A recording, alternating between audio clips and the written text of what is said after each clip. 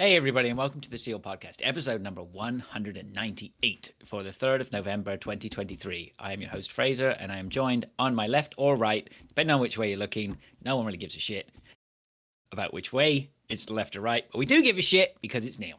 Hello. And if All you're right? listening, you can't see anyway. So, Oh, yeah, there's that too. No, Dave. poorly Dave. He's sick. Yeah, Yep, bless him. yep. He cried Hope off you get well today. soon. Fair enough. You got Yes, in get there well early. soon, Dave. Oh, yeah, he did. Yeah, he must have had a better offer for the Friday. I'm sick. Apparently, the Foo Fighters are in Northampton tonight. Down the road, Mender. So thanks for tuning in. Good to be back. You all right, mate? You good?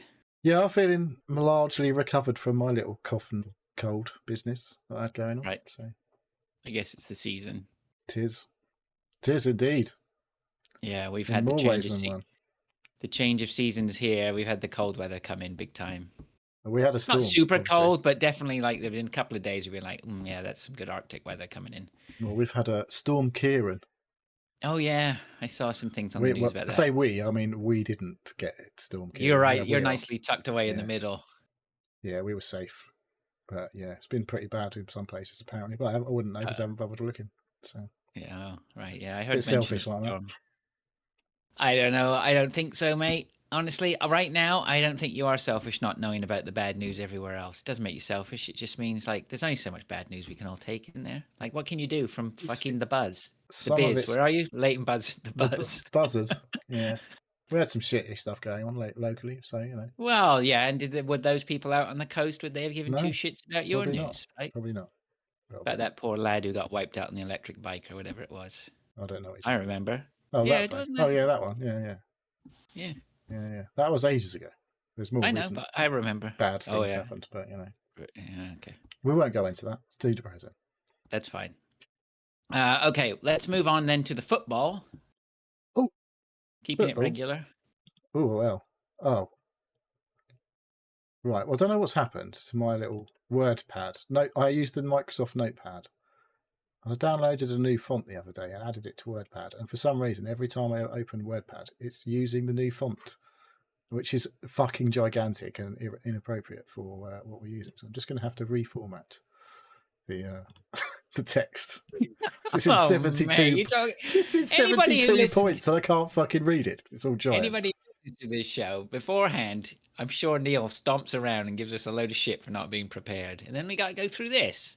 Well, I sorted it out earlier and saved it in the new font and the correct format, and I've just reopened the thing, and it's in a 72 point. Can't read anything because I don't have a giant fucking full screen window open when I use my Notepad. Mm-hmm. Anyway, shall we move on? Sure. So, what week is it? Game week 10 was last week, wasn't it? So there were wins for Spurs, Brentford, Arsenal, Bournemouth, Everton, Aston Villa, Liverpool, and Man City. Draws between Wolves and Newcastle, Brighton and Fulham. Obviously, if I didn't mention your team, they lost. Sorry. Harsh, cold as ice. Yes, my team lost. Big points, as in the 3 bonus points, went to the players. Son, Ethan Pinnock of Brentford, been a while for him. Eddie Nketiah. Mm-hmm. Well Semenyo of Bournemouth. Callum Wilson, Dominic Calvert-Lewin. There's a bit of a blast from the past. Moussa Diaby, João Paulinho of Fulham, Dominic Szoboszlai of Liverpool, and Erling Haaland.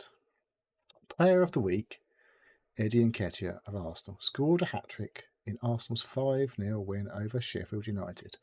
Took the 3 bonus points to finish on 17 for last week. He could have had a 4th. I didn't watch. I haven't watched match today.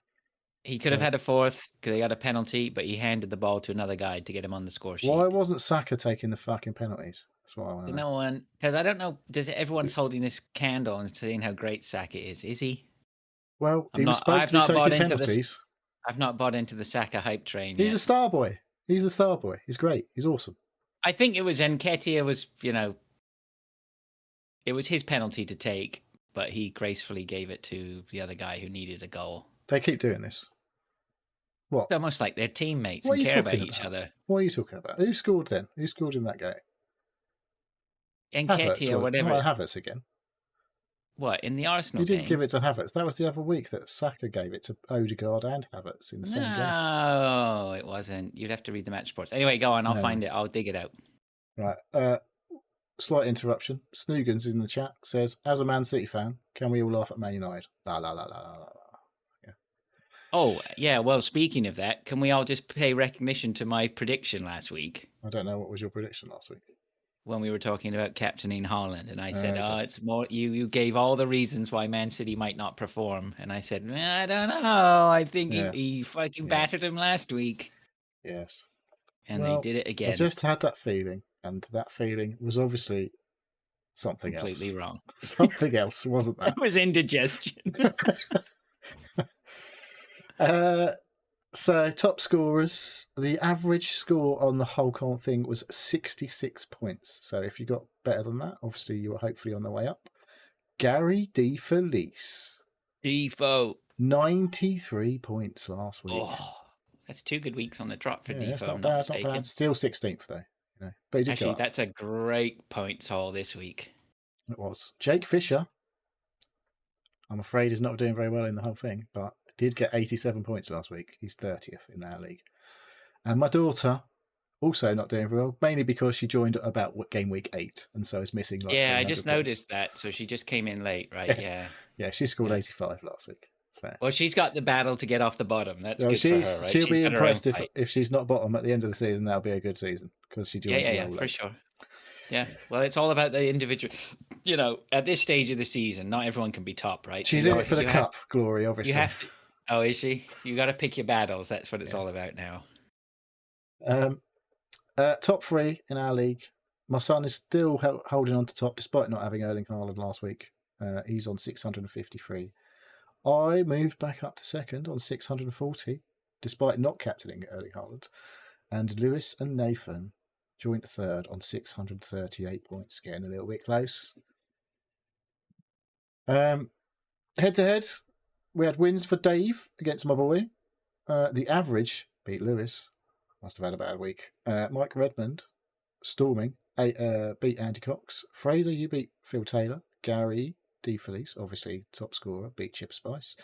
Chris Jackson beat Christian by only 1 point. Elusive Man beat Luciano. And finally, my wife beat me. So I've been beaten by my son and my wife in the last 2 weeks in the head-to-head. So that's been fun. Can we just pay attention to where I am now in the head-to-head league? What are you, fifth? Let me finish. Top 3, Mike Redmond and my wife, now top 21 points. My son second or third on 19. I won the first 5 games in a row. I've now lost 4 out of the last 5. I'm now equal with you on points. And you lost the first 5, didn't you? Yeah. We're passing each other on the way through. Yeah. So, big moves in the head-to-head. It's still pretty close. There's a lot of Dave's on the same points as us. Yeah, there's quite a few people on that mid sort of score. Yeah, well, I call it a mid score, mid-table.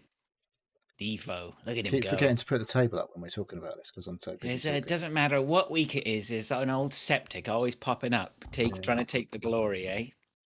Well, you've got to give them something, haven't you? Oh, we definitely do. Yeah. Gotta give them shit. Yeah, largely.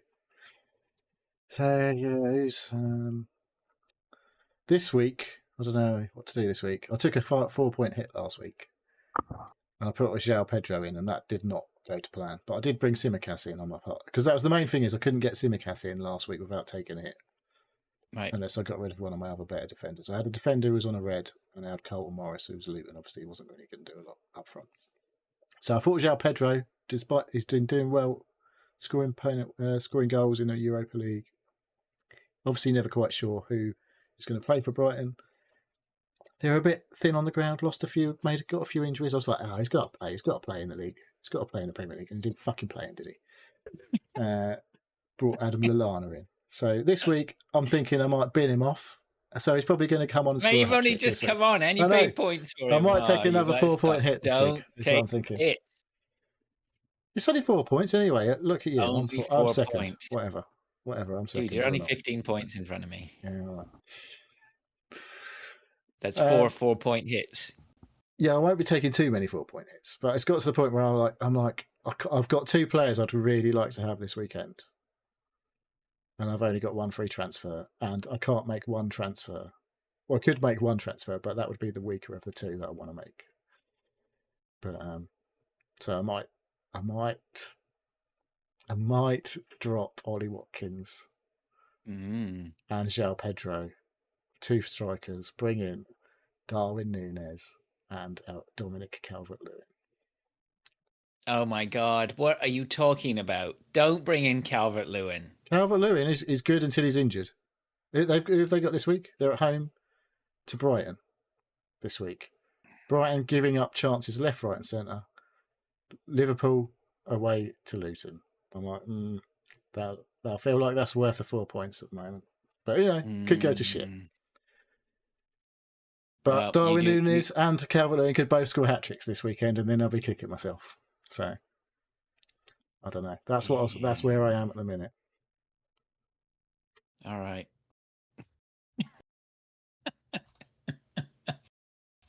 You go for it, man. Bring in Calvert-Lewin. Maybe.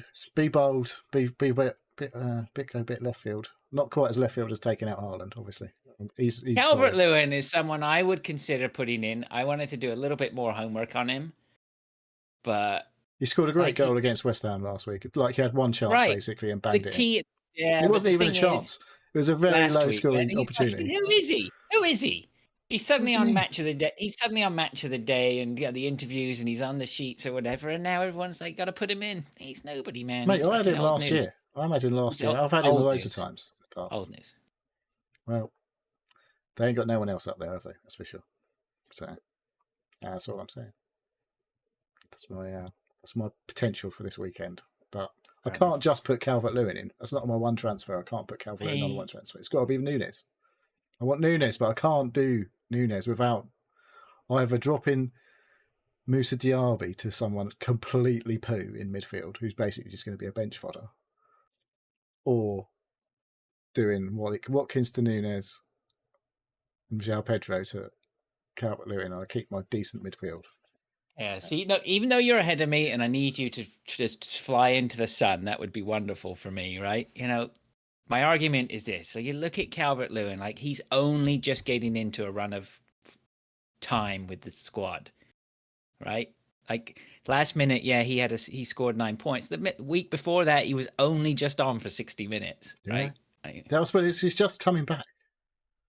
This is the time to have him. If you're going to have him, he's got to be now before he gets fucking injured again. So that's what I'm thinking. He's hot now. He's hot now. Right, and that's he's right. He's inevitably going to get a broken cheekbone or something in the next 3 weeks. Right, and if the transfer doesn't cost you anything, then hey, go ahead, but don't lose points on putting him in there. Man. What do you know? You won 2 years ago, not last year. What do I know? All right.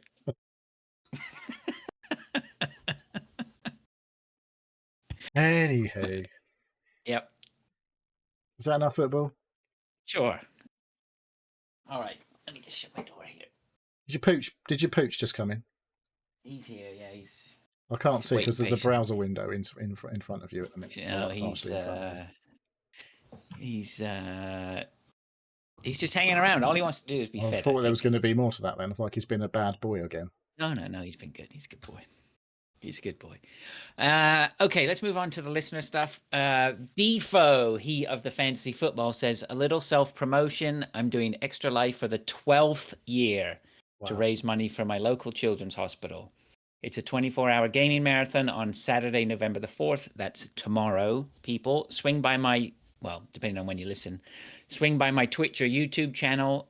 It is The Real Defo, D-E-F-O, all one word, The Real Defo. And say hi. I'm sure there will be some hunt on the menu. Yes, let's go in and do some hunting over the 24 hours. So maybe we can die together too. Thanks. No problem, Defo. We're not doing Extra Life this year. That was a one-off, was it? The Extra Life? Can't remember if I'd ever done it before. I don't think I'd ever done it before. It was just that once that we did it. We just did it the once, didn't we? Maybe we should think about organising. Swing by Defoe's channel. He may be there. Sometimes he just chips off for like 6 or 8 hours. Do soccer practice or something. You remembered. You remembered. Defo, no, it's all right. We know this time. We're sure of it. Defo's going to sit there and do the whole 24 hours. I can feel it in my bones. Go down there, show him some support. Show him some support. I'm sure there's some other people around in the community who are doing stuff as well. And I know for a fact, Greg DeLacy is doing it as well. I'm sure it's a charity that I'm sure is very dear to his heart. It's dear to everyone's heart. So yeah, go search out Greg DeLacy as well. Sorry, off the top of my head, I can't remember his channel name. I'll try and find out before the end of the show. So yeah, that's Law, good. Maybe? That's what his name is. Oh yeah. OC Murphy's Law, I think, is his Xbox gamer tag. Anyway, I can double check that. I'll find that out. We have a message from Dave. He says, "Hope you have a great show, guys. Sorry I can't be with you. Here's a question that is illness related." So you see how he has to he's reiterating. This has got a big what is it where they get there's that thing I'm sorry I can't be with you tonight. There's a video there's like a presentation or something. Is it like Sports Personality of the Year or something? Oh, sorry I couldn't be there tonight because I'm off shagging loads of women or something because I've got a really good life. But here, thanks to everyone who voted for me. Blah blah blah. I'll happily take this prize. Kind of energy to Dave's. I was wondering whether this is sort of like I've probably got the explanation the meaning's wrong. It's not gaslighting, but confirmation bias or something. He just here's an illness question. Yeah. I am ill, whether it's get a cake delivered saying sorry I was ill. It's just it's making me start to think he's not ill and he's at that Foo Fighters concert in Northampton. The Roadbender. He says, "What is your favorite meal when you are ill? Mine is anything with boiled vegetables, either with soup or with mash and gravy. See you all next week." Boiled vegetables. Wow. So that's going to make you feel better. If anything is going to make you feel better, it's boiled vegetables. I don't. Out of a tin. Obviously. Tins of peas, mushrooms, and sweet corn. I was listening back to last week when he said, those hot dogs that come out of a tin. And both you and I are like, no. Oh, bless him. What? Any comfort food is fine by me, probably. I'm not really one for the soups or whatever like that. Usually, if I'm sick, I'm probably just drinking a lot of fluid, and then at some point, I'll just be super hungry. I don't know. It depends what sort of illness it is. If it's a hangover, it's definitely I need some junk food. That's about as it gets. But it's not an illness. Yeah, it is. Well, I guess it is. It's a sickness.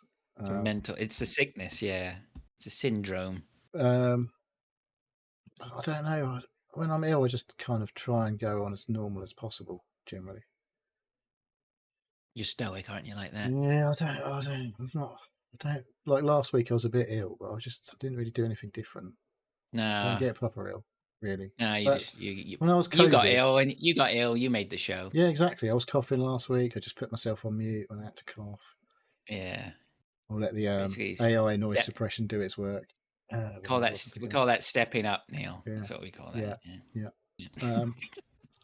I don't know, really. I like junk food when I'm feeling grotty, I suppose, but otherwise I just try and keep it normal. If it's colds and flu and stuff like that. Yeah, there's no real standout. You can't taste fuck all anyway, can you, when you've got a cold, usually? So I think a lot of people here say ginger ale is something, but I'm not really a big fan of drinking ginger ale. I used to enjoy Lucas. Do you like hot toddies? Did you like hot toddies? No, not at all. Well, I remember my mum used to make when I was younger. I don't know what age it was. It was definitely like alcohol and painkillers together. Probably not great, really. Definitely wouldn't be recommended with the doctors, but there was definitely alcohol and painkillers mixed in and warm water. What, when you were a child? Yeah. Well, I don't know about not like a small child, obviously. I can remember it happening, so it can't have been that. I wasn't really small. Didn't they used to give babies alcohol back in the old days? They used to rub brandy on your gums, didn't they, and all that sort of stuff. That shut the fucker up. You'll be fucking spewing in the next 10 minutes. He's always. There's one for you, anyway. Mike Chin. Remember that one when your baby starts teething? Brandy on the gums. Bit of paracetamol smashed up with some alcohol, some port, and some hot lemon. Lovely. Do not do that. Okay, thanks, Dave. We'll catch you later, mate. Lord has a quiz for us. He says this week's quiz is as follows. Now, I screwed up on my formatting, so Neil has already got question I just want to one. interrupt you briefly to say Sumu's in the chat and he says they're having their first Irish coffee of the winter tonight. Oh, yeah? So there you go. That's a medicinal, isn't it? I assume. I guess. Yeah. Yeah, I would Irish have the coffee? odd Is that Irish Guinness? It looks like Guinness. Well, it's Irish whiskey and coffee, I assume, isn't it? And a bit of cream. Yeah, pretty right, much. Baileys or something. No, I don't think On you the put top. Just cream. proper cream. You could put Baileys in it, but it's like then. Does that go funny? I don't know. Never done that. Baileys and coffee, no. Mm. It's fine. Just like cream. Okay, Lord's quiz. He says, what's the name of the Cocoa Pops mascot? You already saw I had a sneak peek at this. Well, yeah, because you just copy and pasted everything. And I copy and pasted. I didn't see the answer, but I was thinking about it. I was sure he was Coco the monkey. Wow. I think you might be right. Because that was my guess.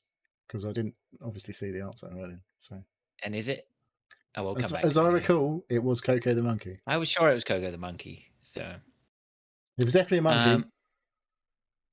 He definitely was a monkey. To the closest second, this is question number 2. To the closest second, what is the world record for the world's longest fart? You'd think I'd know this, didn't you? Wouldn't you? But unfortunately, I have no idea. I don't think so. I've never been impressed with the length of your farts. It's the tonal quality more than anything. If you were pushing for length, well, I've never won any prizes for length. We're asking us to time you. I think, well, he probably would know the answer to this question. It's something he's gunning for. No, I've not practiced the length of my farts. It's more of the tonal quality, the tune. Like I can play a tune through my eyes. Resonance.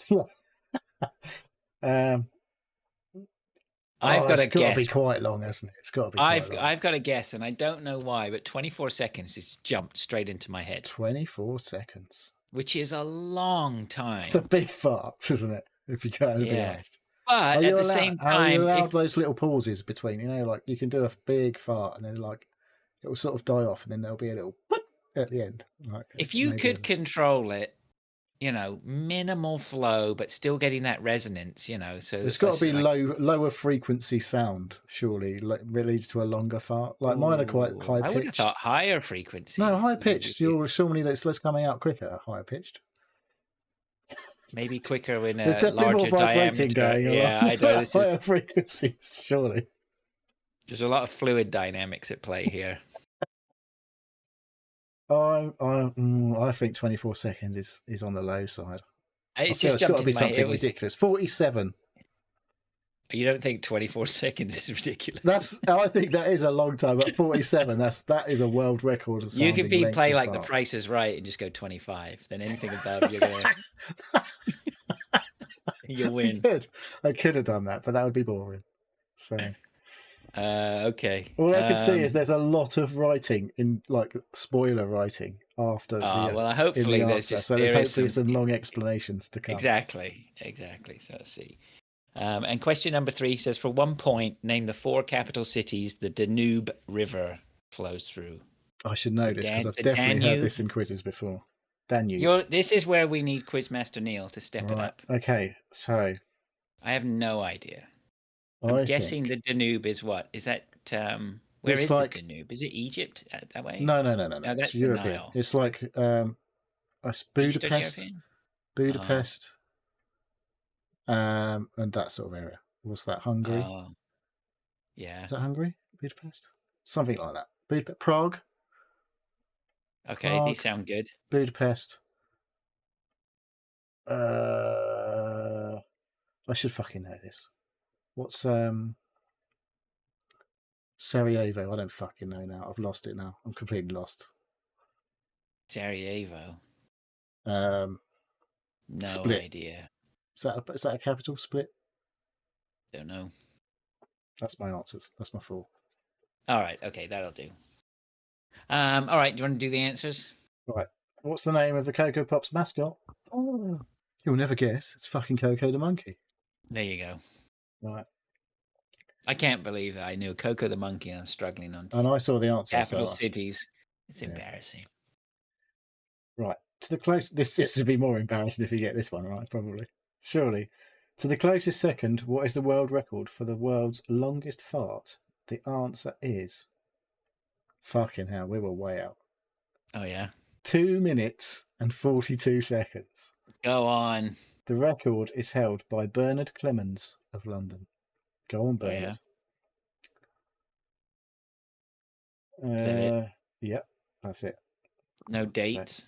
No, Was he a sideshow act? I don't know. Bernard Clemens, why don't you look him up? Maybe he's on Wikipedia. I'm sure he's on Wikipedia. Right. I'm not going to. The 4 capital cities that the Danube River flows through are. I've got one of them. Vienna, Bratislava, Budapest, and Belgrade. Nice. So I was in the right ballpark. Yeah. You had more of a clue than I did, that's for sure. All right. Yeah. So thanks, Lord. Thanks, Lord. I certainly feel richer for that. You'll never remember. The next time that comes up, you still won't remember the answers. I guarantee it. Because I've had that question I don't know how many times in quizzes. I might remember one of the answers to that second question. Yeah. Before I forget, 2 minutes and 42 seconds. Greg DeLacy's Twitch channel is OC_Murphy's Law. Cool. If you want to find it. Did you say that last bit there that he's been playing Cocoon? No, not yet. I was just going to do that. Easy up yourself. Lord also says at the bottom, been playing some Cocoon this week and enjoying it quite a lot. He likes it a lot. Yep. I haven't played it yet. I've downloaded it, but I ain't started it. Oh, Darth Chipper is chipped in. She says, catching up and found episode 197 interesting since the first modern games in 1896. 10 sports have disappeared completely from the Olympic schedule. These are croquet. Maybe that could make a comeback. We have a friend who plays croquet. Yeah, we know someone who's good at croquet. He's not that good. Well, we don't know if he's that good. I don't think he's Olympics we know good. Plays. He has aspirations, though, to be that good. I'm pretty sure. He should be onto the IOC, though. Cricket used to be in the Olympics.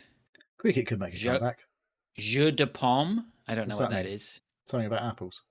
Game of apples? I don't know what Paume is. Paume, Paume. No, I don't know what that means. Pelota. Isn't that the one with the big scoops? That they play on a massive pelota. Pelota. Don't know about that. Pelota.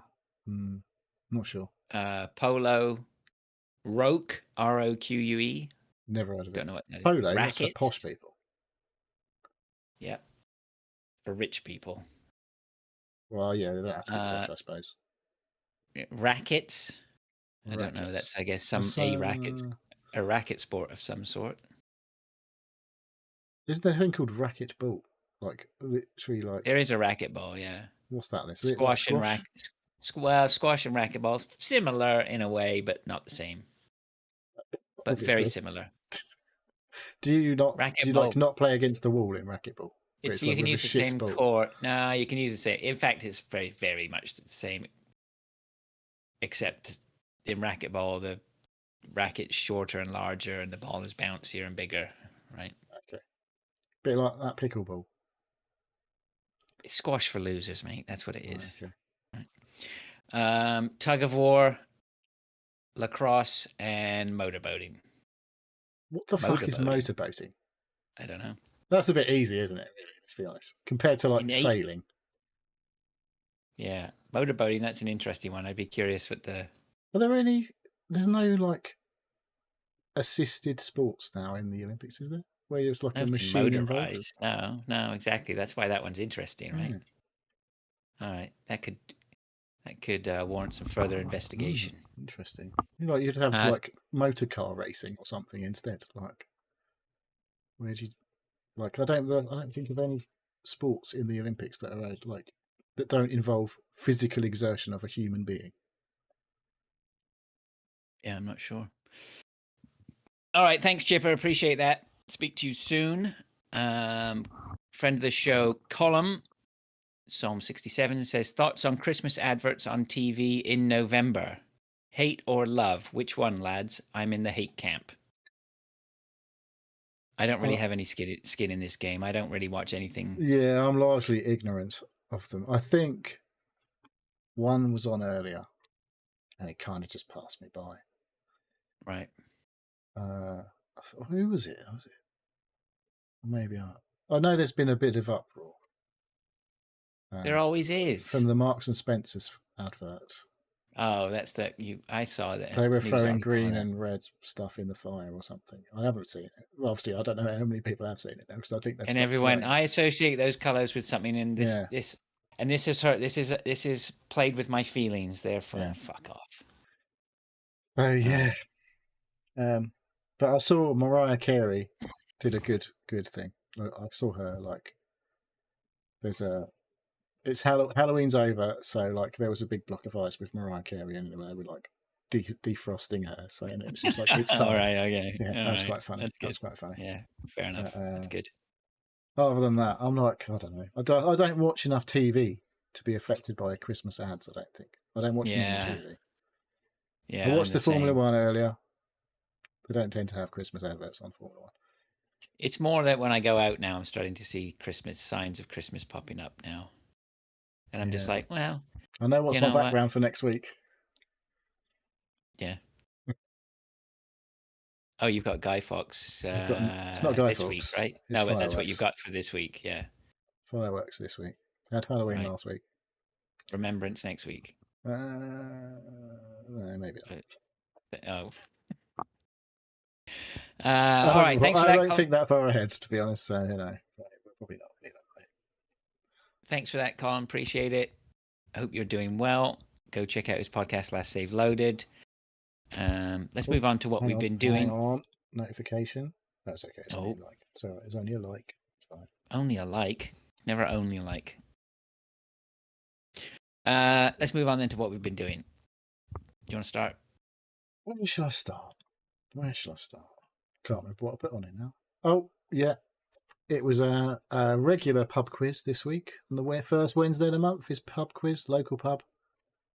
So went in there, low expectations. There was no theme really. Oh, we had a round of decades was the first round, 20 questions, and it was like, in what decade did blah blah blah blah blah happen? And we did extremely shit in that. We got 6 out of 20, I think. Oh. But one of the fucking answers was wrong, wasn't it? One of them was what decade was the National Lottery launched? And I was like, well, I remember watching the first. That was in the 90s. Lottery. Exactly. I remember watching the first. I remember exactly where I was the first National Lottery draw.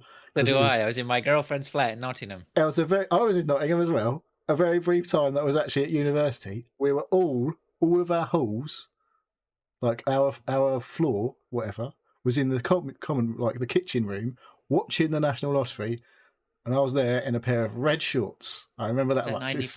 94. Yeah, right. Apparently, it was 1989. I was like, no, it wasn't fucking 1989. Some bloke it was like, it was only the 80s because I was married. And I was like, it fucking was 1994. I remember exactly where I was. Blah, blah, blah. No, they didn't give it as 1990s. Anyway, I was like, well, fuck it. We did the rest of the quiz and I didn't really give a fuck. But we won anyway. By about 8 points. Nice.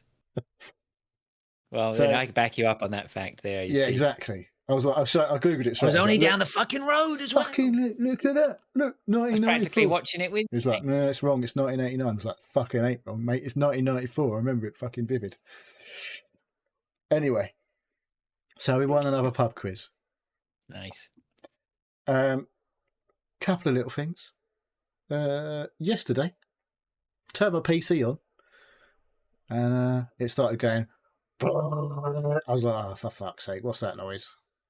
Don't know if that came through on the microphone because someone noise suppression. Nah, sometimes they get, was it like a fan or something? It was a fan. I was like, oh, for fuck's sake.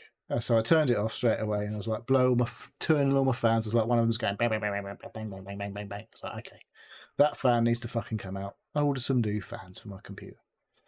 But not just any fans. No, not only fans.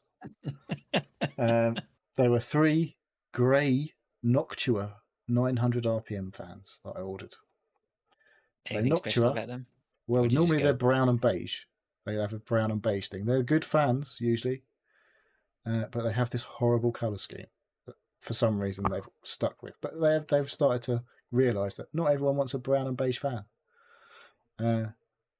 But so I've got some grey ones, low speed, not massively high volume, but 3 of the fuckers on top now, exhausting heat out the top of my fan, of my PC.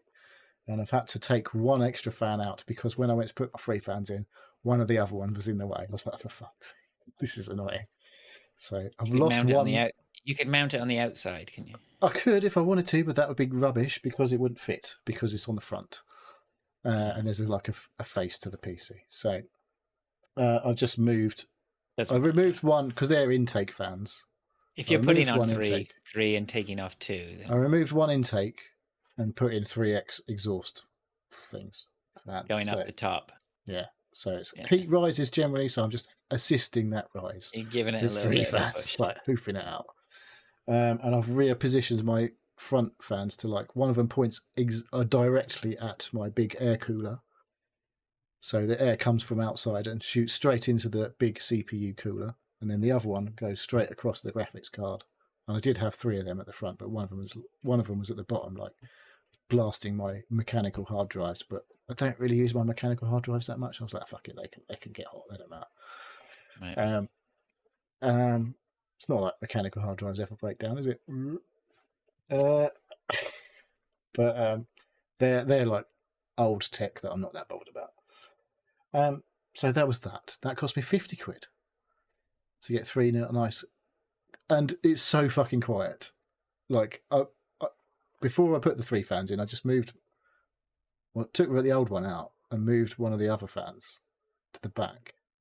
I was just like turned it on. I was like, fuck me, that's really quiet. And then since I put my new 3 new ones in, they're still just as quiet. It's like super silent now. I was like, oh, that's quite nice actually, like having a really quiet PC.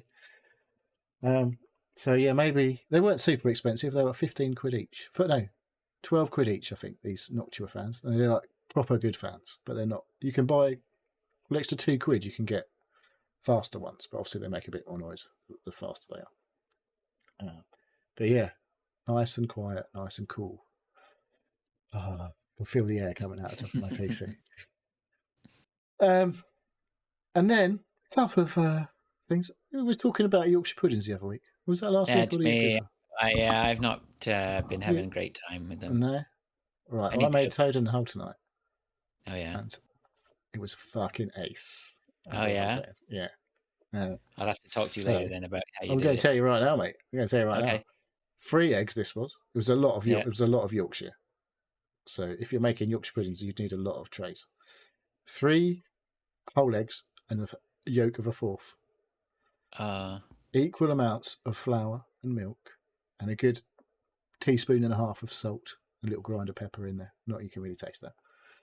And give that a really fucking good whisk for ages. Get some bubbles on the top and leave it, and then whisk it again. I usually whisk it about 3 or 4, at least 4 times probably. Like let it settle, whisk it again.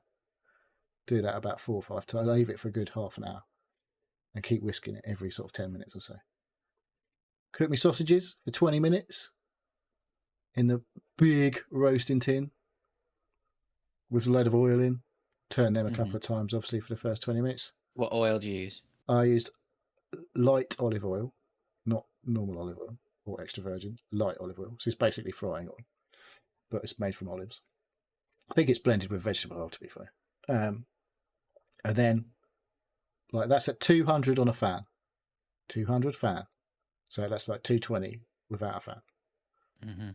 And then, what's 20 minutes of the oil getting hot and the sausages cooking, slammed all the fucking batter in, make sure it's spread around all of your sausages, put it in another 20 minutes. Don't open the oven. And it fucking was perfect. Come out. Nice. Big. Load of puffing up everywhere, but it's still a little bit stodge. A little bit of stodge in there as well. It's lovely. Was the batter room temperature when you put it in? Well, probably not quite room temperature because I just used the milk from the fridge. Eggs were room temperature, milk from the fridge. But like I say, it's been out for a good half an hour. Yeah. At least. So it's warmed up. And with all the whisking, probably getting to room temperature. Right. But that came out brilliant. All right. But that's a lot. That's a big amount of batter. If you're just making, you'd end up with about 30 Yorkshire puddings probably or something stupid. It's fucking loads. So, yeah. But that came out good. Okay. All right. Duly noted. And then I keep unsubscribing from emails. Right, I got my emails when I got my iPhone. I signed into my Google account, and it said I had something like 2,000 unread emails. I was like, for fuck's sake, that's annoying, because it never used to say that on my old phone. So the other week, when I wasn't feeling very well, I think I just went through, and I was just like, on my computer, went to clicked the unread tip box, and just went through and deleted all of my fucking unread emails. It took me ages. Now my iPhone says 0 unread emails on my Gmail, because I've been keeping it down, and I've been unsubscribing from things. But one motherfucker, no matter how many times I unsubscribe from their shit, keeps fucking emailing me. So what do I fucking do about that? That's what I want to know. I've unsubscribed from fucking TalkSport about 6 times, and every couple of weeks, all of a sudden they'll be like, they'll send me an email. I'm like, it's like, if you don't want to hear from us, press this button to unsubscribe. I've done that about fucking 5 times. Why are you fucking emailing me again? Can I sue the fuckers or something for pissing me off? I think you can report them to your service provider, right? Or you can report them to Google. Report it as junk mail. Just keep reporting it. Doesn't matter. Mail. It's like, why are they fucking emailing me? I don't know. Bastards. Fucking bastards. Fucking TalkSport. Fuck off. Yes, I like it. So anyway, all right. Vented now. Yeah, okay. All right. Got that out your system? Yeah, sort of. Probably not, to be fair. Yeah, that's all right. It'll probably eat it away at me until the next time I get one. All right, it'll explode before the end of the show again. Busy week for me, as it is every year. My kids' birthdays either side of Halloween, so 3 days of expense and madness. But yeah, it was good. We ate well. For my daughters, my son wanted tortellini for his dinner on. Tortellini? Yeah. He knows what he likes, right? And that's what he wanted. So what sauce did you have on there? I made a cheese sauce from scratch to go over it. You're all right with your cheese sauce then? I'm working on my sauces right now, but I pretty much will go straight in, just throw butter in a pan, throw some flour on top, slowly add in stock or milk or whatever it is, whether you're making a gravy or whether you're making a roux is with milk. A roux is the butter and the flour, I believe. Oh, and then with the milk, probably that's how I did the cheese sauce, but sometimes I do the same with gravy. Use stock instead of the milk. And then my daughter wanted ribs, so I went and picked up. That's more like a birthday dinner. Yeah, that's right. 4 racks of ribs. So I slow cooked those during the day and then finished them on the barbecue before dinner. And we just had straight big plate of ribs and fries, which was delicious. Nice. Make your own coleslaw or something fancy like that. Do you know, it's funny you say that. My wife said the thing this was missing was coleslaw. Yeah, make your own. Lovely. My wife makes coleslaw, but she didn't make any this time. But we'll know for next time. I have some changes I need to make. The ribs were good. I need a sauce to serve them with, something to sticky them back up again, right? Or to more, I've not really ever tried to get into the smoking and ribs and stuff like that. I don't really. Yeah, this wasn't smoking, but it's a pretty easy and foolproof way to do ribs. So you just do them for like 2 or 3 hours in the morning. What do you do in the oven? Just cover them. Yeah, I think I just salt and peppered them. Cover them in foil, put them in at, I can't even remember what I put them in at. 325 Fahrenheit. I don't know. Yeah, we talk centigrades here. I think that's 180. Cook them for 2 hours. Take them out. Let them cool down. And then when they were cool, chop them up. Put some sauce on. Barbecue them up. Right. Do you make your own sauce, or you just buy a big bottle or something? No, this one I already had some sauce in the fridge. So normally we buy it. I don't think. Maybe I've made it before. It's too much bother. It's too much selection anyway. Yeah, it's a lot of faff. You go to the supermarket. There's like a whole shelf dedicated to people's funny named barbecue sauces. We've got right. Suck my bones, right? I'll have a jar of that. Jack Daniels have got barbecue sauces over here. I've seen. I'm not really sure. Yeah, they'll have all that shit too. So yeah, can't be great. Yeah. Anyway, Halloween was good. My daughter was here, so she wasn't planning to go out, so I didn't man the door for the first time. So I actually went out with the dog, and I really, because I've always been inside, I didn't realize just how busy it is out in the Mm. streets when Halloween is here. Yeah, it was I had to- rocking when out was I there, going? right? When was that? Monday. I think it was Tuesday, I think. Tuesday. Oh, Tuesday. I took my son to football, so we had to negotiate the road at Halloween time. It was like, fuck me, there's kids everywhere. I don't want to run anyone over. Oh, yeah, yeah, it's pretty cool. So, and then there's lots of houses where a lot of the parents get all stuck into it and open their garage. My neighbor actually, they opened their garage. They had all sorts of shit going on there, and there's lots of people walking around with drinks in their hands and stuff. Everyone's it's a good night out, right? If you want it to be. So that was pretty cool. I had my pinball tournament on Saturday. It was not a repeat of the tournament I had last month, where I came pretty much last. This time I made some changes. Well, you First played off, some pinball. I didn't get as hammered as I did at the last one. I That think probably that helps. might have made a massive difference because I finished completely mid-table pretty much. It was 20 games. I won 10, I lost 10. That's good. And if I'd won 11, I would have made the playoffs. But Next time. so next time. But it's quite funny because I can pinpoint loads of people now when I see them and go, you beat me, you made me lose my chance of the playoffs. I played this one lady and she beat me 67,000 to 66,000 on the table, right? So that one was haunting me a bit. Is that an old table? That sounds like low pinball scores. That was an old table, yeah. That was a 70s table. Usually, because pinball scores rack into the millions, generally, it feels like. There's a point where some of them even go up to like billion is an easy to score a billion, right? I think if you take something like an Attack from Mars, hitting the billion is not a massive big deal, right? You think they make you feel like you've done well, but it's like, actually, that's a yeah, shit score. but That's like a noob it, gets the billion. yeah, in all honesty, I don't like it. It's too much. Just slop off for some zeros. Come on, this is crazy, right? But anyway, it was great. It was a lot of fun. It was really good. Really enjoyed it. Do they make a big do of it to have like someone selling food and drink and stuff like that while you're there? No, well, this one, it's at the same place I normally go to, which is a place called Maple Pinball. It's like a business unit that has basically tons and tons of pinball machines in there. This was for charity. It was for I think it was for a children's hospital. And they run it, I think, every 6 months or something like that. And good. They had a raffle. There was lots of prizes. Oh, I bought 10 raffle tickets and won 4 prizes. That wasn't too shabby. Not too shabby on the. Yeah, that is very good going. Depends what you win, though. To be fair, I don't know. It's some rubbish. I don't know what it was. No fucking speakers. Please. I've given most of it away. I think some of it's behind me. It's all probably for the charity shop. But anyway, who cares? So yeah, so that was good. And then the other thing I have on my list is a finished Foundation season 2. Oh, finished that last night. So, did you watch this? I can't remember. I watched the first season, and I've not watched the second season. Like anything Apple TV, I've kind of been like,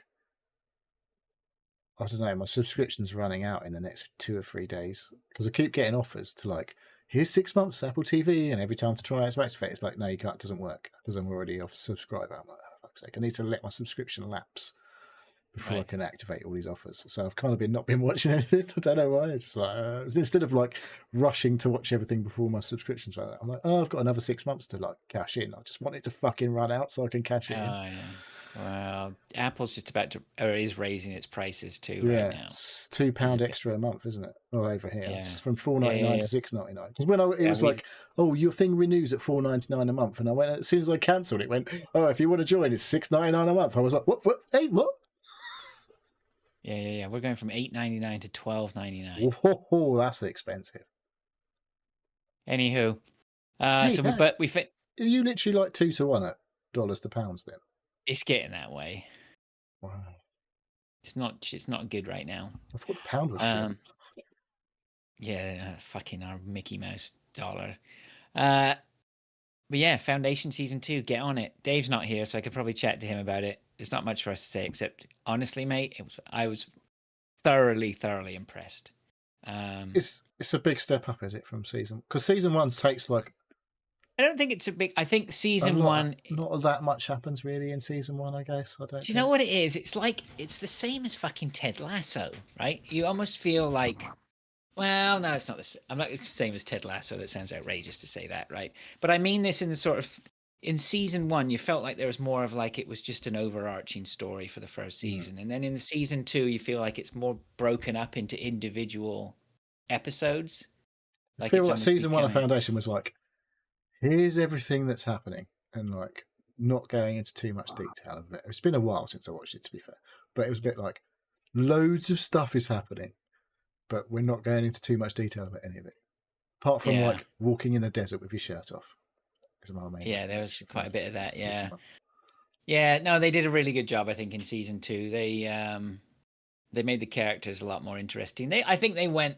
I think there were a couple of points where I feel like it didn't really know what it was meant to be, whether it was because some of the stuff you're like, there's some tongue-in-cheek stuff or some, Right.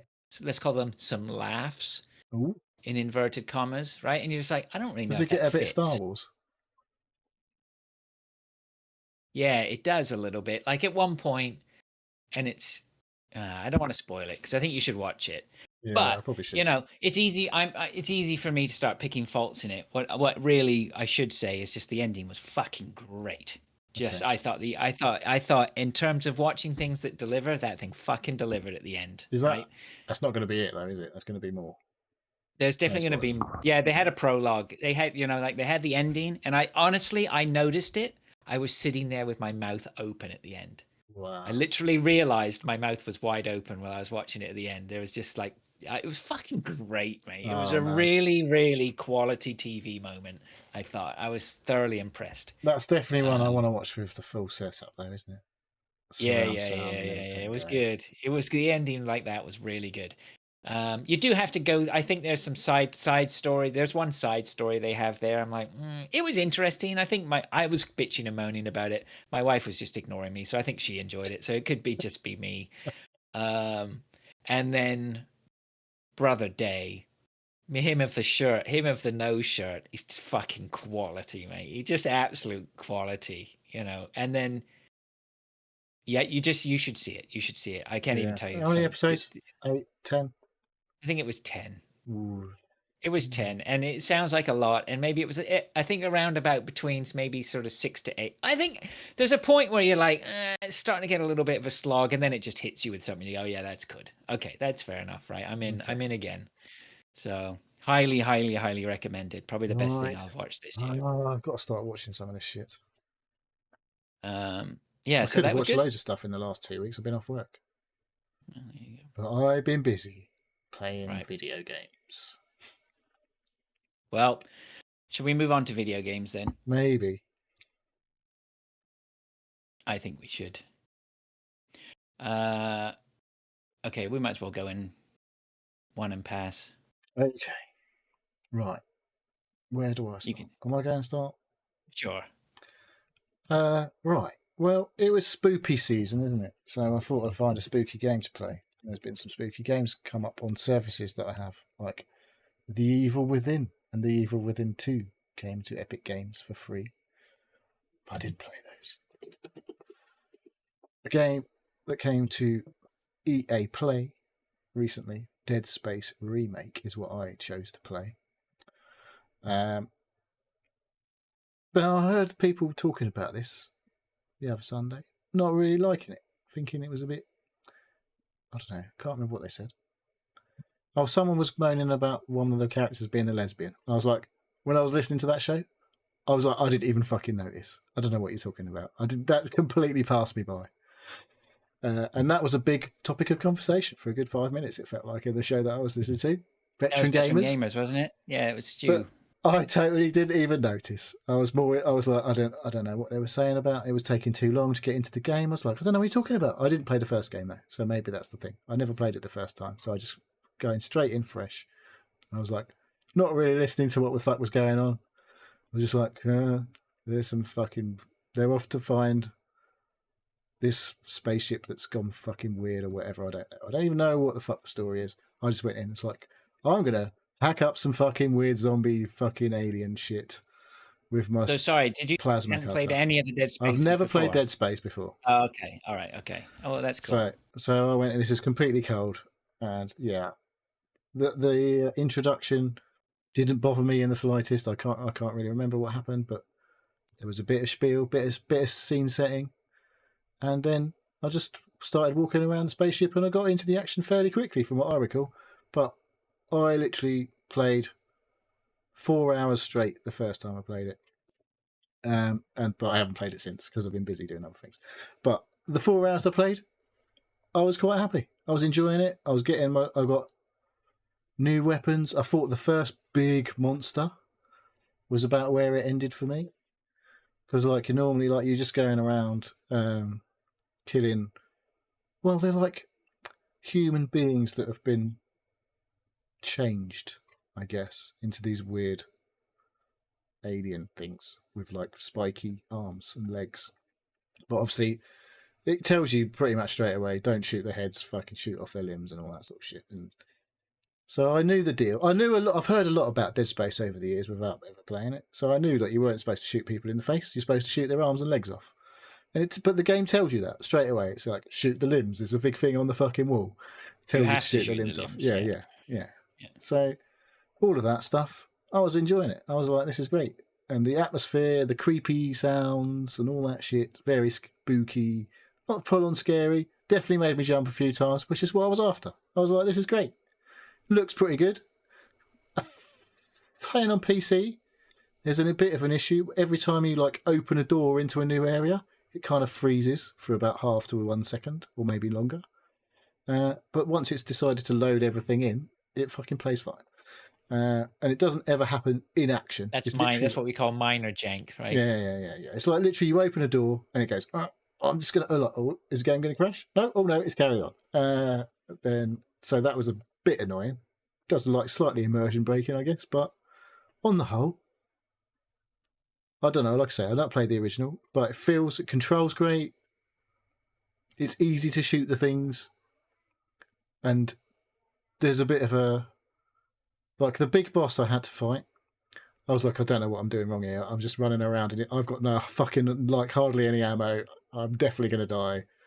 And the first time I was running around, it's like, oh, there definitely seems to be a weak point at its back. I was like, oh, right, okay. So I need to do something. And I completely forgot that I had this stasis power, which where you can you can freeze the enemy and like then you can. I was like, how am I supposed to shoot him in the fucking back? I went, oh yeah, I've got fucking stasis because I hadn't used it for ages.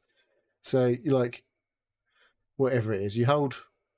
Is it left trigger and then you press Y? It is for an Xbox controller or triangle for PlayStation, and like you shoot this like blob of space-time freezing shit out, and it literally freezes the enemy or slows him right down so you can like run around the back and fucking shoot them in the back. I was like, and once I sussed that out, fucking nailed him straight away. I did die once, but I haven't hardly died playing Dead Space. I think I've died 3 times maybe in the whole playthrough of 4 hours. So yeah, I remember playing the original, and I remember just going through it, no problems, all the way through. And then there was one level, which I don't know if you've come to it yet. You can call it. I think it's a bit different. They've changed it, though. They've changed. I'd be interested to know if they changed that. What they've changed the sequence of the game from the original.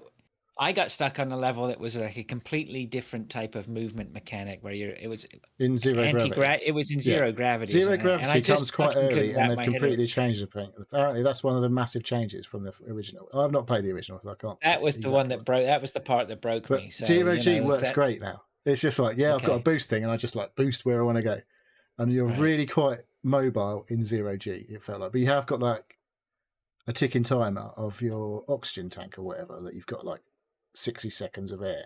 So you have to get through to the next area before you fucking run out of air. And when you get in there, you can hear like if it gets to the last 10 seconds or so, and it's like properly like going heavy breathing for like a good 30 seconds afterwards, and you're like, oh, that was lucky. Just about made it. So I thought the atmosphere and everything was really good. I can't say what it compares to the original because I never played it, but I was really enjoying the whole spooky game. As a spooky game, it was delivering on every level. It was proper scary, real atmospheric, loads of creepy noises when you're walking around the space station, and like when nothing's actually happening, it's like loads of little creaky bangs and stuff like that. Like a bit like Alien Isolation had nailed the atmosphere of that spooky space station shit. So that was a game I never finished either. So, but yeah. Hopefully I want to go back and finish it because I don't think it's that long. I mean, we were teasing you the other night about Yeah. it being shit, but it really is Yeah. not shit. No, no, I don't know. Like I It's say, not- I don't remember having an issue with it when I played it, except for Yeah. just one part. It just broke me, which is annoying because I'm not, whatever. Well, I can think now. Basically, what I've heard people say is because it was originally, obviously, technology was limiting this, so you'd load into an area. You'd go on the tram, don't you? Apparently, to an area to do Yeah. something in the original. Whereas now, you still do that. Like the first thing you have to do is get the tram fucking working, so you can travel to the captain's deck or whatever. But when you've done the whole game, apparently now the whole space station is actually a place that you could walk through the entire space station. Whereas in the original game, it was just like a block, and several blocks of sections, and like they were all individual like levels. But now, like, it's been restructured slightly so that you go through in an order that when you come back through the end, apparently you can literally walk through the whole space station. I don't know about that. I ain't got that far. But literally there is a way through the whole. It is a space. The whole space station is a space rather than like multiple levels, which instances sort of thing. So, okay.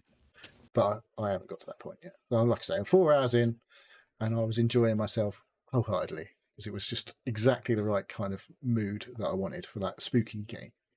So, like I said, I need to go back and finish it, but I've been busy playing other things. Yeah, you can't play it all. No. All right. Could maybe be. You know what I need to do? I need to get my PC hooked up to my. You can play that on Series S. TV. It's on EA Plus. It's part of Game Pass, so you can play it on the Series okay, S. I'll do that. Yeah, I'll do that then. And then you don't need to do anything. Thanks for sorting that out for me. I didn't talk about Cocoon last week. Yeah. I forgot. I don't know if anybody noticed, but I completely forgot to talk about the games I've been playing. Just missed me out completely. But I didn't have much to take. I've broken my can. Oh, jeez. Well, isn't that annoying? Yeah, you can fix that. You'll get that beer out somehow. Right, I've got about 6 others. I'll just go. You're not throwing that. It's not getting thrown out, though, is it? Yeah, but I didn't really. I mean, they didn't stand out to talk about last week because, of course, Hunt. I'll talk. Is there anything to talk about Hunt? Not really. I just prestiged again today. What was that? Which was nice. 70th time now. 27th. Oh, mate, 26th prestige. Enjoying solos. There seems to be a little bit of resurgence on Hunt at the moment. We've seen a few more players coming back who haven't been playing as much recently, so that's pretty cool, including my son. Yeah, you're going to be talking about this for very long. Am I? Yeah. No, don't put it up. Right. Yeah, don't put it up. But I finished Cocoon as well, which was, I said I was going to get that done. I knew I was pretty close to the end. I wasn't as close to the end as I thought I was when I spoke about it 2 weeks ago. But it was great. Just lovely little ending. By the time I was finishing, there was one point around about the 2/3 of the way through where I had to look up something just to get me through. Otherwise, I knew I was going to be spending half an hour, just too long figuring this puzzle out. Let's call them individual puzzles. And I felt a bit bad about that. I thought, oh man, have I really cheated my way through this game? But really, that was the only spot just to give me that little bit of a helping push. And certainly by the end of it, you've really wrapped your head around the way that they've designed this game and the thinking. Because I think, have you played it yet? No, I've had it installed for weeks now. You gotta get on this. Yeah, I know. You gotta get on this because sooner or later I'm going to hear all about it, and I'm like, oh bollocks! I should have played that. Yeah, well, you know what? It's just it's good if you've got the time for it. I think you're gonna have to be ready and relaxed to play it because that's what was interesting about it. It wasn't so much just figuring out the puzzles. This sounds really odd to say it, but it wasn't just figuring out the puzzles, the route that you've got to go. I feel like the whole journey was understanding how they'd crafted it. Like there's such a nifty multi-world mechanic in it that they've developed with.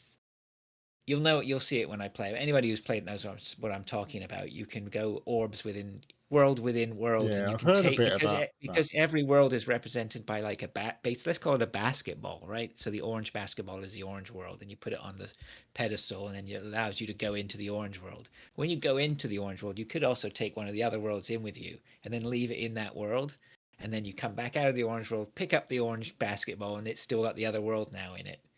And so you carry extra powers that all the different basketballs have. So that's a very potted version of the mechanic, which is fucking but yeah, but like there's this whole point where like that middle section where you're just like, what the fuck is going on? Like, and you have to get you're so used Does to it sober you playing. up when you pass? It's not so much about sobering up. I think it's problem. The problem was it's because everyone's just like, oh yeah, it's the guys who made Limbo, it's the guys who made Inside, and those games are very linear, right? They're not. I don't remember Inside as well That as I is remember completely Limbo, linear. but they're Both those totally games. linear. Like Yeah. you're almost literally left to right the whole way. Whereas this is not. That's all I'm going to say. It is not, Okay. right? And it takes a bit of time to really wrap your head around what they're doing. This is much more puzzles, more thinking about what you have to do. Yeah, very much so, because what they cleverly do is they block off once you get into a new, everything is a separate puzzle. What you realize is everything is connected in a way, but actually everything is a separate puzzle, and they do a very, very excellent job of containing you in an area. And you don't even realize until later on that they are actually completely shuffling you around and holding you in areas to solve stuff. You don't even realize that you're actually a prisoner, but in each area. So yeah, it's just really good. Get on it. Check it. Looks out. really nice looking game. Yeah, I'm not going to bang Lord on. said a bit like it. It looks a bit Death's Door / Tunic art style, but yeah, very different type of game. Yeah, no combat. But again, the art style, the art style is great. It is great, and I suppose that is a great thing about it. But the movement is great. The mechanics of picking everything up and interacting with everything just is, we're so old and we've played games for so long that even just the simple, when you have to suddenly run past something and just like open a door, like in Hunt, right? When you got to run through and just open a door, PUBG, you got to open a door, or in something else, you got to hit a switch. Just that little mechanic of where the interaction points or whatever, are they in tune with how fast your character moves? And you're going to be zipping through and you don't want to stop. You just want to press the button and it's done. All that mechanics is just fucking bang on, mate. It's bang on. I need to play this game though. Is this going to be on your list? Do you think? Is this a list of the year game? Maybe. Oh yeah, for sure. Okay, yeah, I need to get it done then. So I've played some good games this year. So yeah. I've got a list filming for sure already. Yeah. Yeah, my list is shaping up. Stuff from this year on your lists for once. Yeah, there's a couple of things. I should go back and have a look at what you guys have been playing. I think I really need. I want. Lies of P's getting another patch to make it a bit easier at the beginning. Oh yeah. Yeah, to ease the path through the earlier bosses again, so more people can get to the end when it gets really fucking hard. I know they announced the sequel. Yeah, they haven't said what it is though. But like, no. If you finish the game, I think you've probably got a pretty good idea of what the sequel might be. I have a question for you. Do you think Lies of P is a perfect example of a Game Pass success story? I saw that it sold a load of copies, like over 1 million copies or something. So I think it's definitely a success story. Would it have been the same success without Game Pass? Maybe not. But I think Game Pass helps people talk about it, doesn't it? And so maybe they've sold more than they would have done had it not been on Game Pass. Lies of P2 is destined to be a moneymaker because of game. Well, I think Lies of P is probably a moneymaker already. So. I'm sure Lies of P is a moneymaker, but let's just say you've gained another million. It's not going to be an Elden Ring that sells like fucking 15 million or something stupid. No, but what I mean is Lies of P can rely on a ton of sales from people who know about it. Lies of P2 might not be on Game Pass. So therefore everyone buys it. Yeah, maybe. Yeah. Maybe. So, well, I think they probably did okay out of the Game Pass part of it anyway. But I'm sure. yeah, maybe Yeah, it it's sells interesting. Good success 2 or story. 3 million. Yeah, it's fucking brilliant, absolutely brilliant. So, Mm. and it is tricky, but they are making changes to hopefully like get people past the sort of the brick walls that there have been in there for some people, for sure. But like I said, like after a certain point in the game, any brick wall is basically climbable because you just go and change how you spec your character, and it's just a matter of waiting for the time to pass potentially to get the stuff that you need. But I had so much by the time I got to the very end of the game, it was just like I changed myself like 2 or 3 times I at can't the get end my of the head game. in the space for it. I try. I Right. want to. I so desperately want to. And I even Like just it's a thinking about great playing like it. do you like Pinocchio's story? The story of Pinocchio is a pretty good The story. It stood story the is test not of the. time. It stood the test of time. Still people going on about It's it. the guys just beating the shit out of me. It's just. It's not that I haven't bad. got the. It's not that bad. Yeah, I know. You feel when you like get into the rhythm of the combat, most of the enemies, there's a few that are like this one day. There's a video from the guy, the director, and he said, "Yeah, we've heard about this guy," and he's got like I can't remember what they called him. He's like the shovel wielding rope guy from this certain area, and it's funny because like I was like, "Yeah, that motherfucker killed me a few times," because it's like if you get caught by one, and he just like he knocks you over basically on the ground. If you haven't got the move like that, you can dodge on the ground. You can get up. You tap a button, you can get up and move quickly. And they are unlocking that as a basic ability, so you don't have to unlock it as part of the skill tree.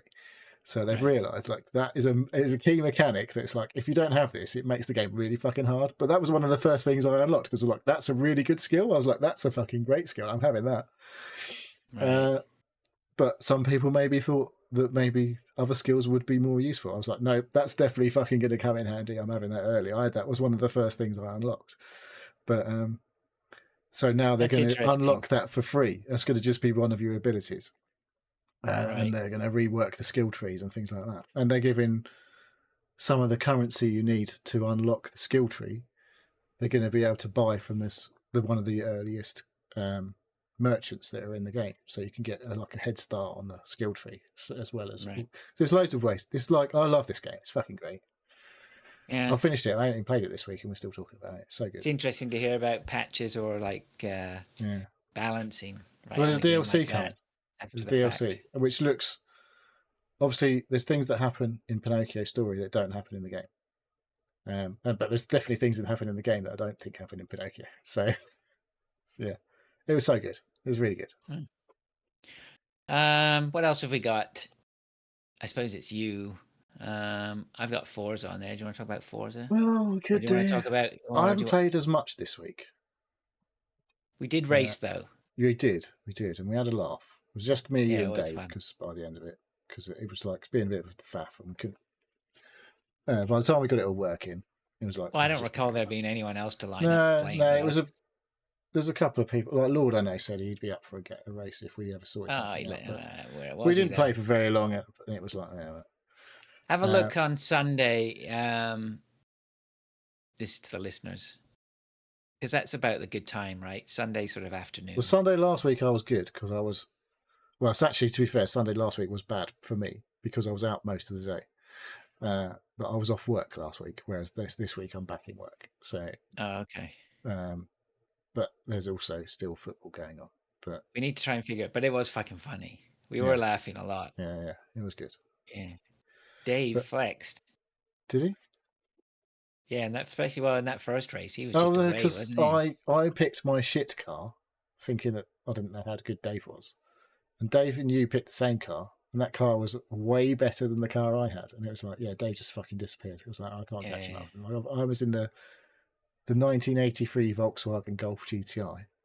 God, and you two picked the Clio Williams. He was putting about 10 seconds. I was having a nightmare. Yeah, I was enjoying myself. You're in your own little world. But yeah, my car was super slow up until there was one corner. We were playing Suzuka, and there's a corner in Suzuka. I was like, I know I can go. The game tells you to slow down. I'm like, I know I can go through this corner properly fast, and the game tells you to slow down. And you were like following the line. It was just like I just went straight past you, and you're like, oh wow. But It's just crazy. It made me laugh so much. How much, like, when I'm focused, I'm there. I'm all on board. I'm all on board. I just can't keep focused. Just the littlest things just take me out of my focus so easily. If any of you talk to me, that's it. I'm gone. Well, the thing is, it does require a lot of, to do well, it does require a lot of attention. Until, like, you've played it so much that you just, like, you know it. Like, it's almost like second nature.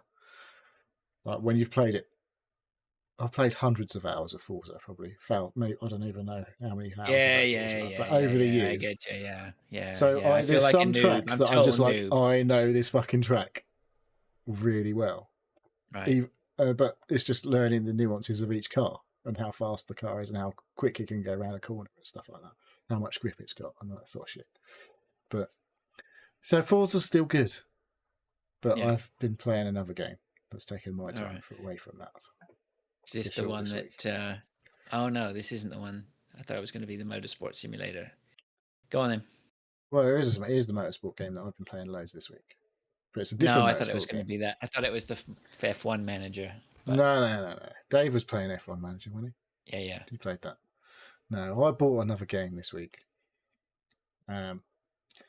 which I'd had my eye on for quite a while. I was slightly nervous about how it might run on PC, given the track record of PC games that are made in Unreal Engine. I believe that's what this made in. EA Sports World Rally Championship came out technically today, I think, actually, is for the standard version. But if you bought the early access, it came out on the 1st. So you bought the early access. So what happened was the EA Play trial came available 3 days early. So I had 5 hours of trial to play with. But about 3 hours into that trial, I was like, okay, it appears to be running okay. There's definitely a couple of stutterers issues occasionally, but it's not detracting from my overall enjoyment of the game. So fuck it, I'm going to buy it. So I bought it. Because it might be an EA game, but EA bought Codemasters. I don't know if people are aware, which is like the F1 games were made by Codemasters. Dirt Rally, Colin McRae back in the day was where the DNA for this game comes from. I used to love Colin McRae back in the day. Yeah, well, you must have some sort of love for the genre. Yeah. To be buying it outright like that. Yeah, I mean, rally games have always been fun for me. Like the good ones. I remember like Sega Rally when I first saw that. I was like, "Holy shit, that looks amazing!" Like, in the arcade. And I bought that. I bought that on my Sega Saturn. Green and white Celica Supra. Yeah. Oh, was it Celica? Yeah. Yeah, that was cool. Yeah, there was a Lancia in the Saturn version. I don't know if that was in the arcade, but yeah. So the DNA for EA Sports World Rally Championship. There's been World Rally Championship games for a long time.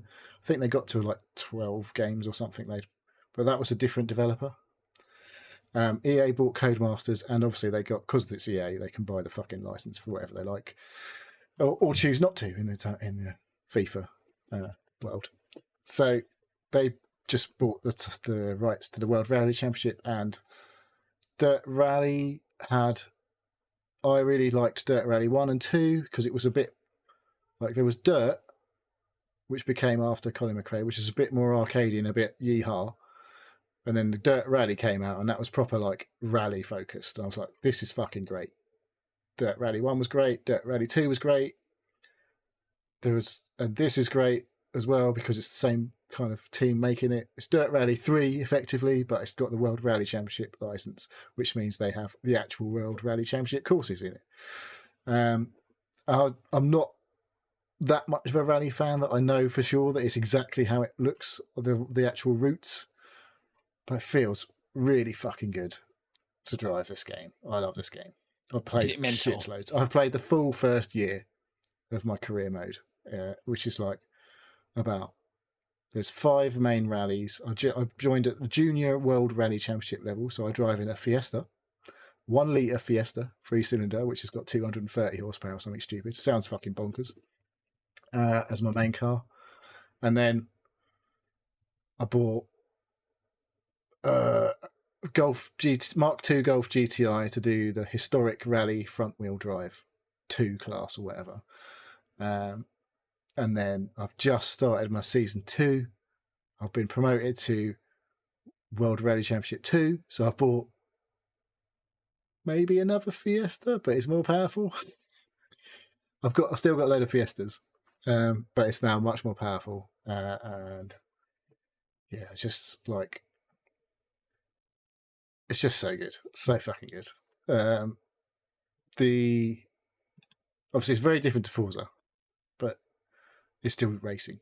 But there's no other cars on the track. You are literally man and machine versus the elements, effectively. Yeah, people know what a rally is. Yeah, people must know what. I love to watch a bit of rally every now and again. I used to watch it loads when I was a kid. I don't know, whatever, younger. But I'd never want to go and watch a rally. I feel like you'd have to be a bit of a psycho to actually go and watch the rally live. Mm-hmm. Weather in this country particularly is shit. But there's also cars travelling like nearly fucking 150 miles an hour on dirt tracks about 5 yards away with no fences or anything in the way. It's just sounds like there's definitely bad things have happened, surely, watching rally in the past, for sure. And I don't want to be one of those. Always stand by a tree. That's yeah, but like between the car, to make sure the tree's between you and the other and where the cars are. Exactly. But yeah, I've definitely had moments in this game where I've had a bit of a moment going a bit too fast around a corner and I've gone off track and it says, 15-second penalty. And it's like, I guess I just ran into someone there. I've definitely gone off the track and it's been fine and I've been allowed to get back on the track. But there's literally like instant moments where you're just like, oh shit, I'm off the track, and it's just like, bang, you're back on the track. Big penalty on time, and I'm like, oh, I guess I just ran someone over there. Small price to pay, 15 seconds, I guess, for killing someone in the game. But yeah, it's I play this game also like from the cockpit view. So from the cockpit view, we're watching a video and it's on the bonnet cam. So you get a bit better view from the bonnet cam. Like the cockpit view is as if you're in the driving seat. You can see the steering wheel. You're looking through the window. And so your view is much more restricted. And it feels like you're going incredibly fast. And then you watch the replay from outside the car and it's like, I look so incredibly fucking slow versus what I see on the TV when I watch the pros do it. Right. But yeah, driving along in the car, driving inverted commas, around the dirt tracks, and what they've done, the big thing this time, I guess, is like Dirt Rally 2 was pretty good and Dirt Rally itself was very good. What it appears to have done is taken a big step up in the environments that you're driving through, how much more dense with like stuff, like the whole, I think that's what, like, it's Unreal Engine 5, I think, which has obviously had a few issues here and there. But what it does allow is to have these much bigger environments. Whereas in the old, like, you felt like you were driving down the road, basically, and there was a bit of stuff by the side of the roads. But now, maybe a few houses or warehouses. Yeah, I mean, driving through, there's been rallies where I've driven through towns, and it's like, holy shit! I feel like I'm driving right next to someone's fucking house. I don't want to crash into that house because it looks like it will fucking hurt for one, and it's going to do a lot of damage to my car. But yeah, there's bits where you're flying through like the villages in Greece or whatever, and the sound is amazing. Like rally cars, well, all like racing cars sound fucking bonkers, but rally cars particularly do sound pretty crazy. It's like there's no, I mean, all of racing cars have had all of the sound. There's literally like engine, body, seats, and that's about it in a rally car, and a bit of like support, obviously, to stop it crumpling when you crash. There's no soundproofing at all. The cars sound bonkers, and like the feeling of driving through all these environments, like the way I've noticed it, like it used to feel pretty good around towns and stuff in the old games, but now there's one, I think it's in Kenya, it's like jungle-y, like, and it looks like you're driving through a fucking jungle. It's like there's literally the dirt track and there's just fucking loads and loads of trees on either side of the car, like, and it doesn't look like just the same tree like thousands of times or whatever repeated. It's like you're flying down this track, and the surfaces like you're driving on look good, but it's the surroundings that give you that sense of speed. And like, fuck me, there's like, if I go off track, I'm fucked. Basically, I'm hitting a tree or whatever, and you're flying down these dirt tracks at like 100 miles. It's in kilometers per hour, so it makes it feels quicker because the big numbers are bigger, but than they are in miles per hour. But yeah, it's great. It's fucking great. Loving it so far, and I've played. Like to have a look at that. So much of it. I'm just gone like, you have a career mode, is what I've been doing. So it splits up. You got a calendar, starts in January and goes through to November, and every week you have something on the calendar. And some things it will say takes 2 weeks to do. Like if you do a rally, it's 2 weeks off your calendar. But you're working with your benefactor, so he's the money guy for the team, and you start off at low level. You've got budgets to meet. You've only got so much budget for, you got engineers, your cars and stuff, and your repairs, like big thing. If you crash too much, then you go over budget. You don't get extra funding. But like I say, I managed to get through the whole year this week, since it came out in like 3 days or whatever. So I've upgraded. I've got my benefactor all super happy. He's given me loads more money. I've gone up to another level, which immediately increases all of your funding, so I can have more cars, more engineers to fix my car when I do inevitably have a little accident. But yeah, if the feeling of the rallying is really good, and the career mode's pretty good so far. I quite like what's there. There's a whole load of stuff I haven't really looked at. Like, I know Chill Robots has been in the Discord posting a couple of things. I know they're playing it, and there's some club stuff, so you can set up, like, have your own club and set like events and stuff like that. And it's all cross-platform, cross PlayStation 5. I think it's only PS5, Series X, S, and PC. I don't think it's on the older ones because, like I say, the density of the environments is way bigger, like much more like stuff going on in the environments. And yeah, driving like actual, what feel like real rally courses. It's really good, so good.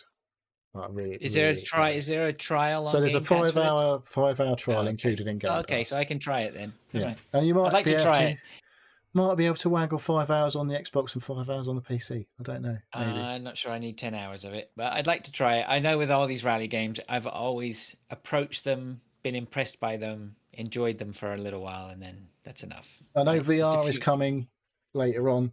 VR, I'll tell you what, VR in Dirt Rally was another level of any. That was awesome, but Oh yeah, because it is quite difficult driving with the cockpit view. Like, you can't really look from side to side. I don't fucking have time. I've not got the dexterity to actually look through the. I want to be able to look left, but I can't look left. But if I was in VR, I'd literally just look left in the headset. right. To go, well, like when you're going around hairpin turns and stuff like that, it's quite hard to judge some of the hairpins. And that's when you watch the replay, like, yeah, that was well slow. So I could just literally, I reckon if I switch to the external third person view, the chase view, probably go a bit quicker, but it's less fun than being inside the car with the fucking noise. Yeah, I like that. Yeah. And I had a massive accident, like a big, like fucking 2 or 3 barrel rolls over and over and over. And I was like, the car sounds different. And I was like, why does the car sound different? It's like, oh yeah, literally. I looked left and I was like, there's no door on my driver's side. I looked right and there's no door on the other side either. It's like, oh, that's why it sounds different, because the fucking doors have gone. Cool. And it's like, yeah, I hit a rock on a corner once and it's like, oh, we got a puncture. And I was like, and you can hear the puncture. And then when the rubber goes, you can hear and feel how much the car is obviously it's missing a tire now, so you can hear it's just grinding metal around you go. It's like the rest of the track.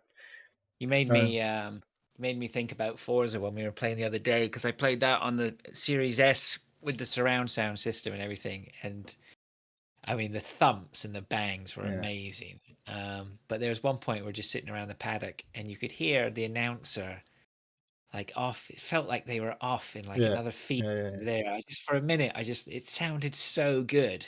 Just the little effects or whatever with all the audio. But yeah, if we're in Spain, you get the announcements in Spanish on Forza and all that sort of stuff. Yeah, I can hear well, actually, it sounds like Spanish to me as a non-Spanish speaker. But yeah, massive thumbs up for EA Sports World Rally Championship so far. All right, I I've guess we'll played have more of I that. fucking know how many hours this week in 1 week. Good Okay. job I've been off work this week.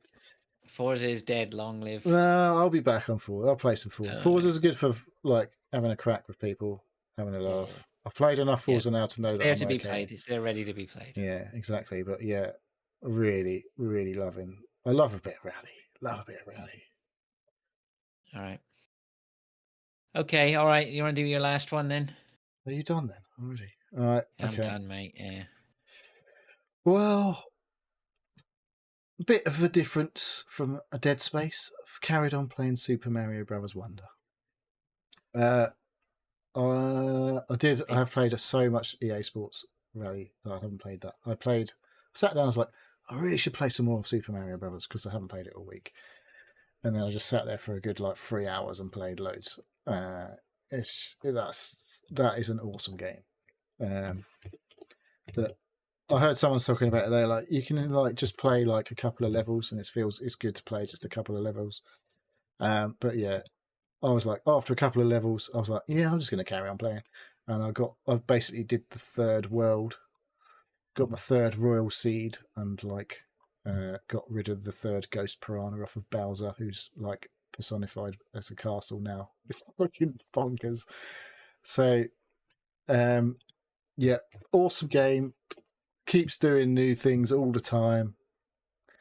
I can't even think how many different things. I've been there's only, I think I've unlocked all of the types of Mario you can be. But yeah, there's other things happen where when you find the wonder seed in the level, which changes the level, it just drops a whole load of new mechanics, and you're like, okay, I guess I'm doing something completely different now.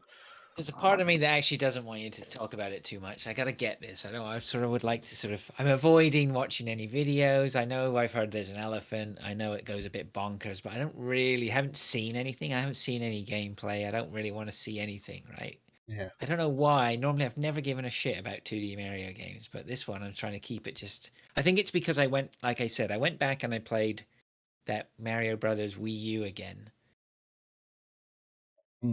Because I would imagine this one, you're going to have all that bonker stuff going on, but at the end there's still going to be challenges. There still should be challenges to finish everything, or challenges to collect everything on the levels or whatever, right? Hiltree's in the chat says best Mario game he's played in years. I would agree. I haven't played everyone. I played Odyssey recently, and that was very, very good, but it's completely different. I didn't play all of the Switch and Wii U Super Mario Brothers. Right. But I've literally just playing this on my own. He says he's playing with Daisy, so you can co-op Super Mario Brothers Wonder. But I haven't even started looking at that because I'm playing as Mario. You can play as Luigi, who's basically the same as Mario. There's Peach and is it Daisy? I think she might be in it as well.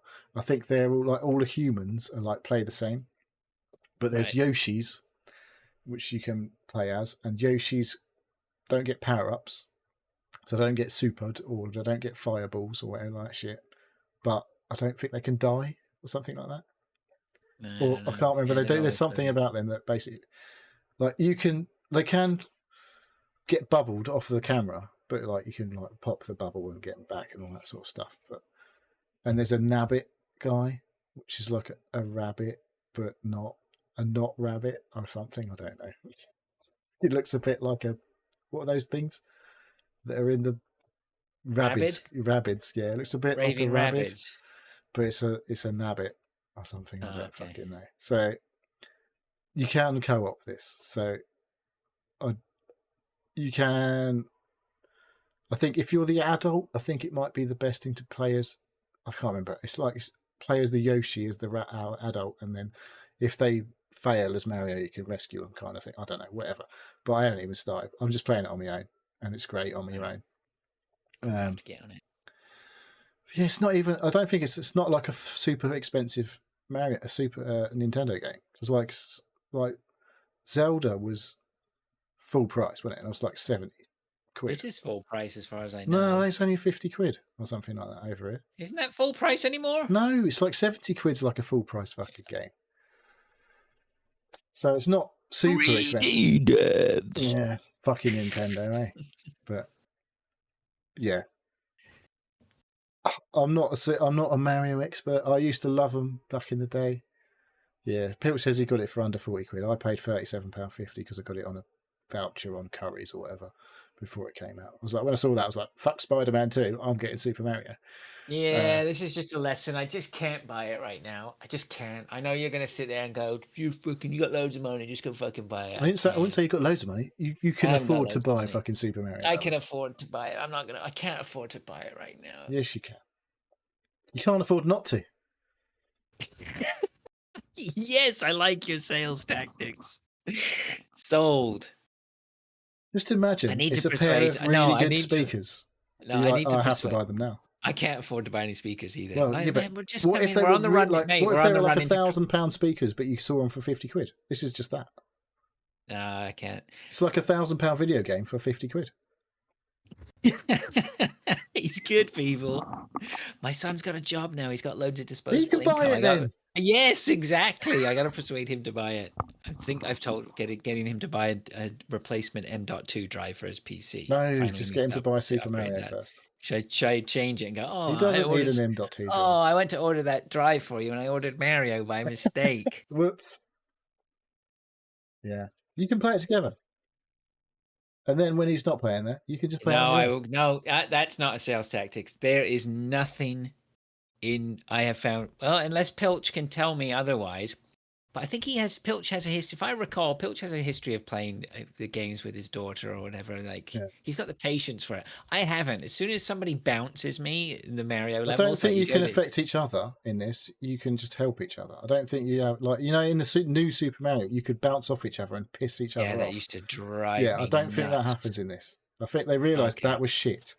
And now you got rid of that. And now you only help each other. You don't fuck each other up.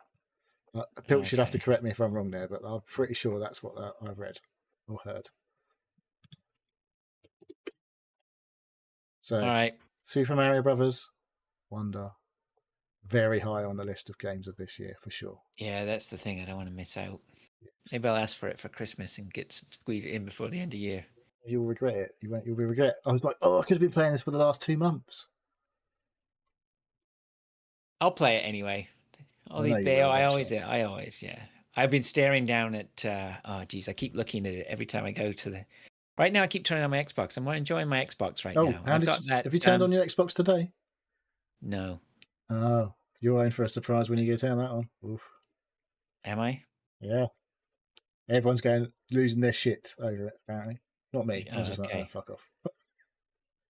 Do I need it to be a surprise? What is it? Well, basically, you just get hit with a full screen advert for Call of Duty, Modern Warfare 3. You turn it on. It's like, buy Call of Duty. I'm like, nah, fuck off. I don't want to. Oh, all right. Yeah, lame. Why should I buy it? Isn't it coming to Game Pass? Eventually. What was I going to say? I've forgotten. Yeah, no, I seem to be getting quite a bit of play out of my Series S right now. I'm enjoying it. Sitting down. Forza's reignited. Well, no, there's been a few games I've enjoyed playing. And I've just downloaded that one on Game Pass with climbing or something. Jusant. Yeah. Nobody played that yet? That's got to be on there. I haven't played it.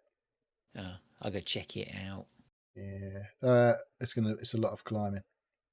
It's like the worst. I heard it's pretty chill and it's only like 3 years. Oh, yeah. Anyway, so yeah, every time I go to the Xbox, I keep staring and I see Zelda and I'm like, I got to finish it. I'm so close to the end. So Pilch is clarifying, you can run through each other on the Super Mario Bros. One, but if you are Yoshi, the others can ride on you. So Yoshi can. Yeah, I don't mind if you're suddenly they're attached to you, but yeah, it was that bumping mechanic in the last one that was a nightmare. Yeah, so someone could fuck up one of your jumps on something and knock you into the abyss, and you're like, "Oh fuck." Yeah. Oh, the badges as well. There's loads. Like, I haven't even scratched the surface of the badges. Keep unlocking new ones, which like give you abilities. Like there's one that like adds extra invisible blocks to the level. So like you jump and like bonk. There's another little platform you can jump off, and then if you haven't got that badge on, it's not there. And there's like there's one that will like let you fall into the lava once, so you don't die the instant you fall into the lava. It will like bounce you out. Right. Yeah, so there's things to like you can add, like can customize each level, and like maybe you have to do certain things in some levels. Otherwise, you can't do the actual level like without one of these badges on. So, Right. yeah, it's fucking super good. Super good. All right. Okay, that's enough. All right, let's call that a show then. I don't think we have anything else on the list. No. We done good without Davy Boy, who we shall catch up with again soon. I see Dave's bought Do a it. new game Oh yeah, on Steam. Yeah, I'll let him talk about what is it. it? I'll Oh, let him okay. talk about it. All right. It's nothing we'll be playing. Put it that way. All right. Okay, what do you want to do? Who was in the chat? Anybody to shout out in So the we chat? are a few late comers, but Mr. Pilch Reed, Kev, Highland Okay. Caper, Lord Sumu, Mint Safe Kev. was there early, and Oh. Snoogans. Nice, gents. Thanks all for popping in, saying your bits and bobs. Pilch says they're replaying each level until they get everything and then move on to the next. That's going for it. I'm not doing that. Yeah. I like that completionist spirit. Yeah, there's definitely like I don't like it. No, we're when I not don't talking hit about the it top of the anymore. flag. Like the top of the flag at the end of the level. If I fall off the end platform before I get to do my jump, I'm like, bollocks. But I'm not doing the whole fucking level again just to do that. No. Dave's bit. I don't know. What does he say? Thanks for listening to the Seal podcast. You can get a hold of us at sealpodcast@gmail.com and like follow us on X or Twitter. Formerly known as Twitter. At Seal Podcast. Check us out on YouTube at Seal Podcast, no spaces. Twitch.tv/Seal Podcast. We might do some streams, usually just the show, but you never know. Maybe we'll do some other streams. I mean, we're streaming no Switch games, that's for sure. So that sounds like a right ball ache. I think I could do that, you know. You could definitely do that if you were emulating the games. You're on your PC. I have a HDMI to USB adapter. I don't know how any of that shit works. I think don't you need a capture card? Don't you need one of the capture cards? Yeah, I bought one. Ooh, check you out. Yeah, but I never used it. Yeah. I think I did try it for the Switch. Anyway, I'll have a look at that. Now I have my USB extension well, you need to buy too. Super Mario first. So. Otherwise, there's no point. Yes. All right. Did I miss anything? No. I can't remember. I listen to it every week, and I'm here at present, largely focused on what's going on. But I can't remember if I've missed anything out of that. All right. Join the Discord. The link's everywhere.